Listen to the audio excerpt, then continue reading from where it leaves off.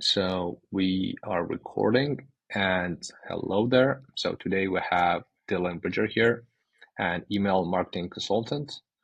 Dylan, thank you for showing up on this call and for doing this. Uh, Before we get into the interview, can you briefly describe who you are, who you work with, and what you do?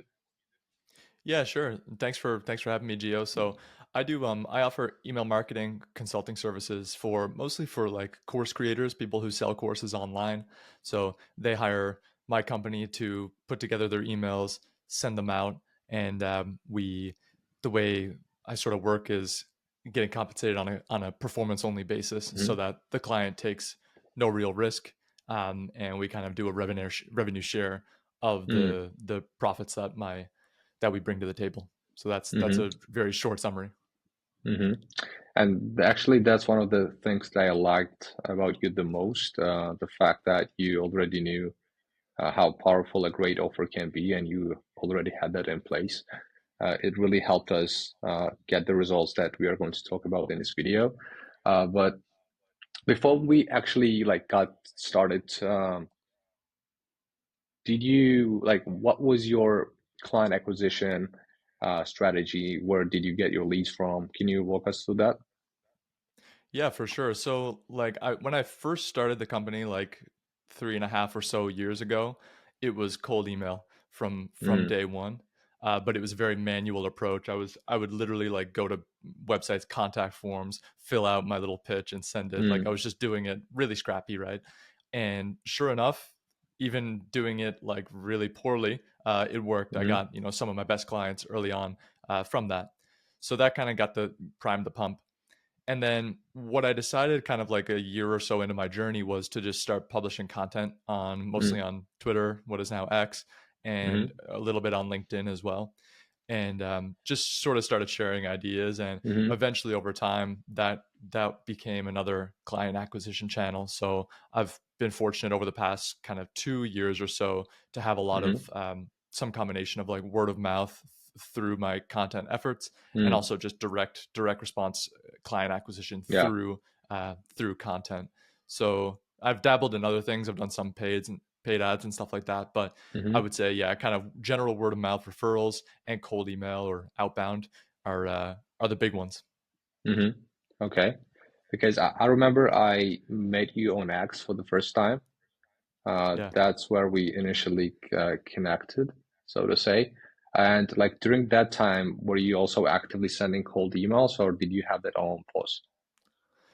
Honestly, not really. I got slack with it because it's a bit of a grueling task. It's Mm-hmm. unless you have automations, of course. Um, because the short answer is I just didn't prioritize getting the systems in place.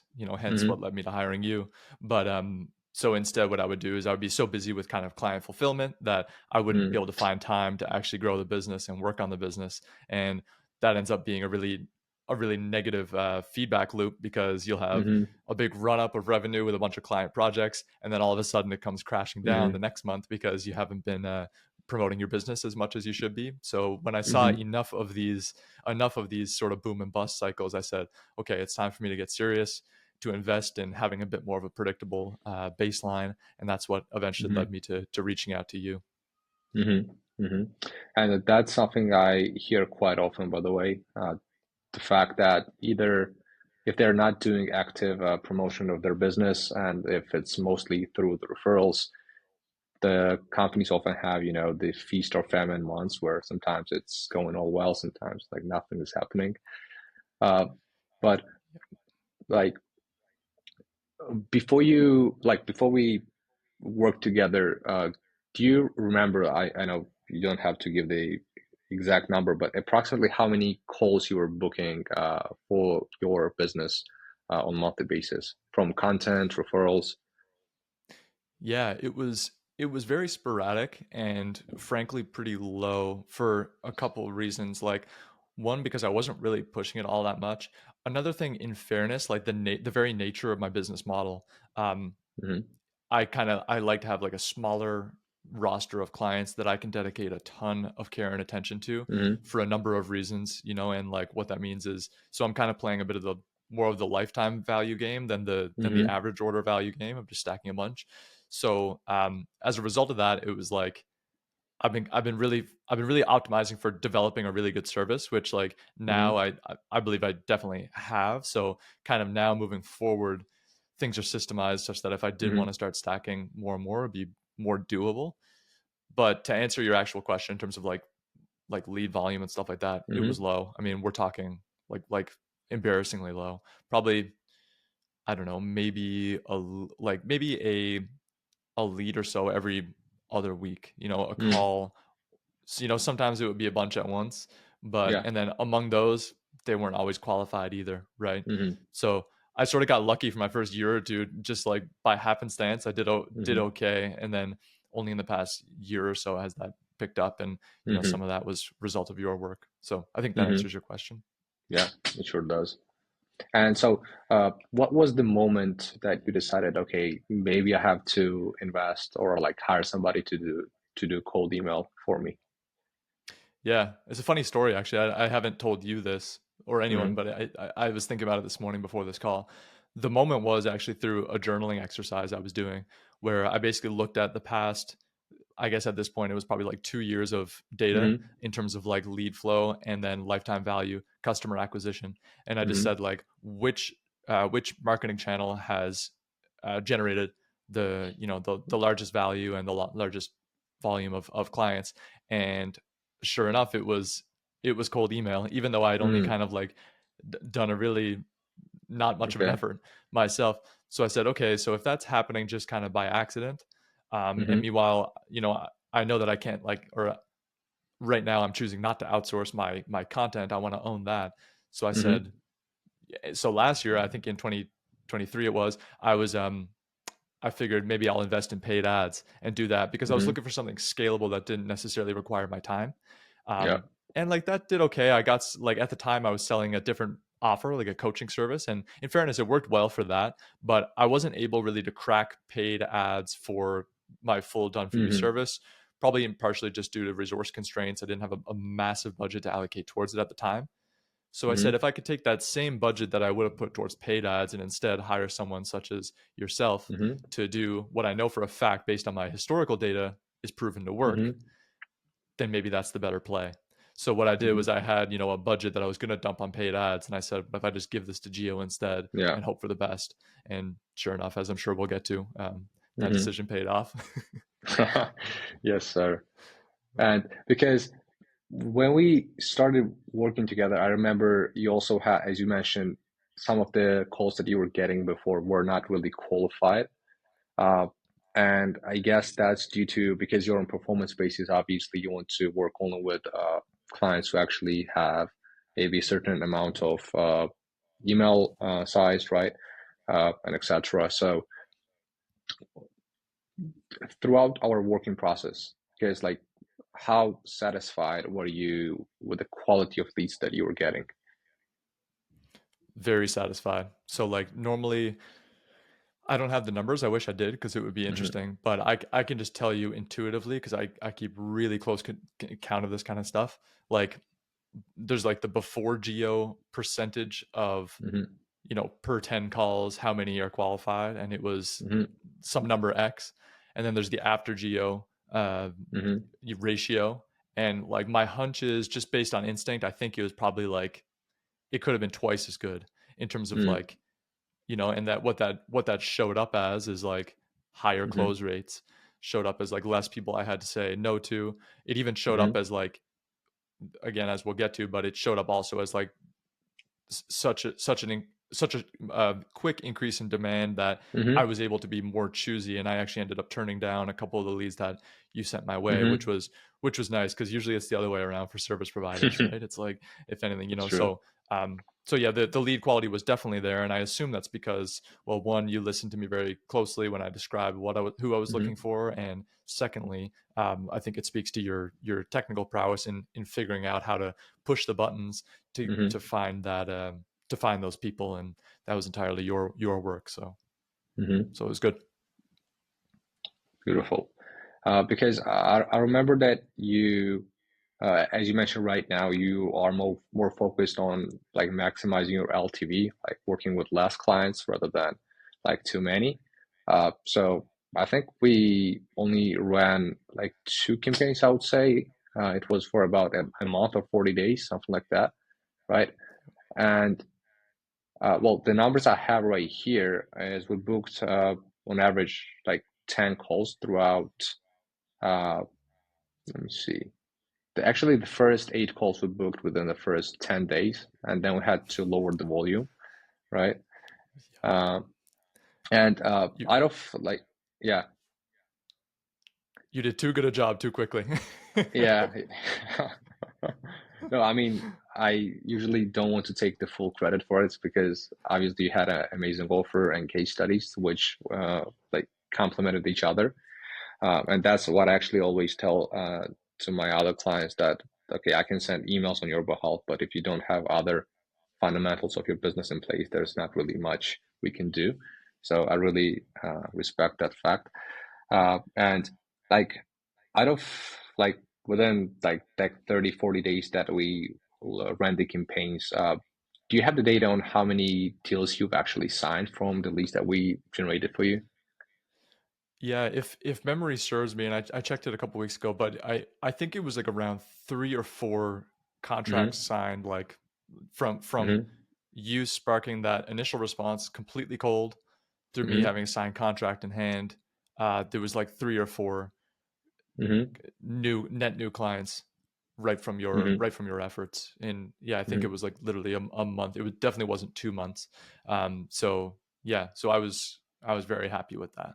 Mm-hmm. Mm-hmm. And And did you those have were any? Yeah, sorry, go ahead. sorry to cut you off. I was just going to say those were clients in some cases with like 20, 20, 50,000 plus email lists. So like Mm-hmm.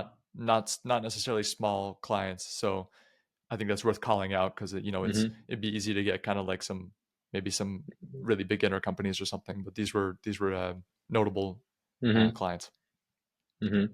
Yeah, that's definitely a great remark because especially when you are fully commission based, it's easy to sign anybody, especially with small list and wants to make some money, but it takes some effort to actually get to the right companies who are like much bigger. And like before we even started launching the like sending the emails and before you considered working with us, like did you have any like doubts or objections that made you on the fence, not sure to whether this is worth it or not?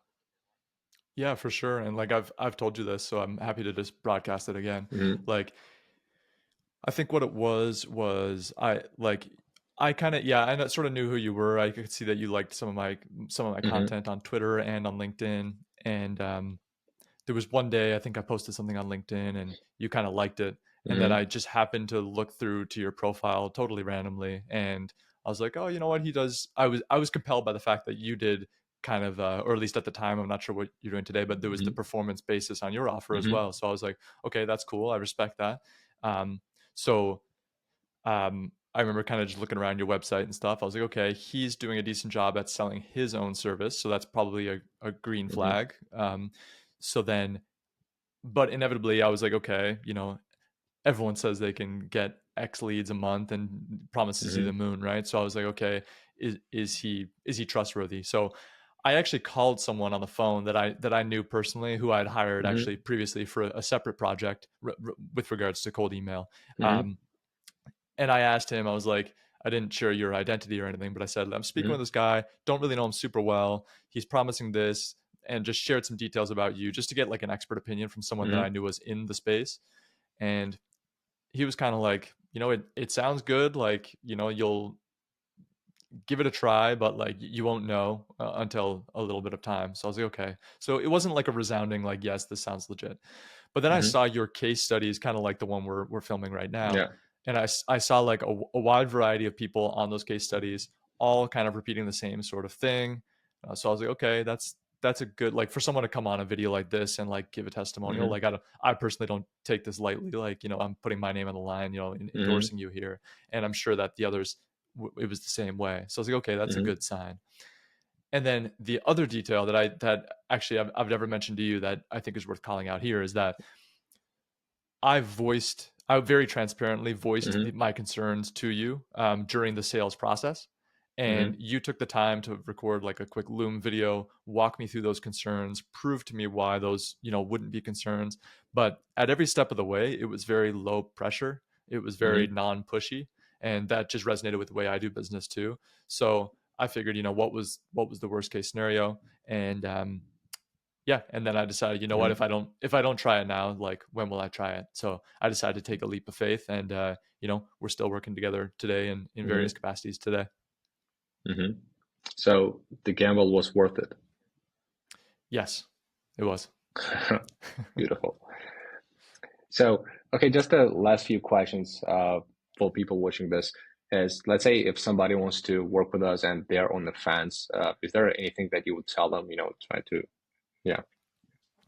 Yeah, for sure. I mean, one thing I think is worth calling out because, and I've already told you this, Geo, because I'm Mm-hmm. a marketer, so I'm always looking at people's marketing. Is like one thing that Geo could really ramp up more in your own presentation of your service Mm-hmm. is, and I don't know whether you necessarily do this for everyone or not, but I'm just going to share it anyway. Mm-hmm. When I started working with Geo, I did not even have a video sales letter, like a video to promote myself on anywhere on my website or in existence. And like not only was Geo essentially like an accountability partner to getting that done and stop procrastinating it because I knew I'd been procrastinating it for years.